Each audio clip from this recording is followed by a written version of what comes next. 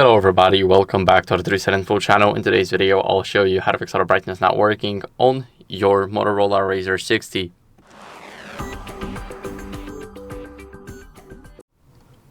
So first, what you're gonna do is you're gonna open up settings. Now in the settings, what we're gonna do is simply open up the display section and disable and enable adaptive brightness again. So as you guys can see, that's a quick restart basically. What are we gonna do is we're gonna clean the ambient light sensor near the front camera. So it's literally like stuck into it. As you guys can see, now let me use a microfiber cloth right here. And whenever I just go over it, it should lower the brightness or just keep it the same level.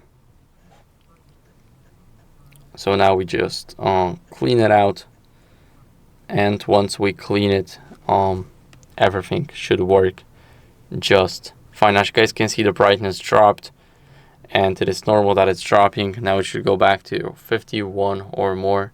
Yes, exactly.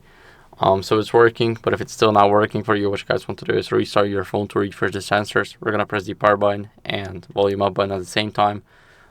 Tap on restart, and once you restart the phone, we're gonna move on. So I'll see you guys in a second once it's done.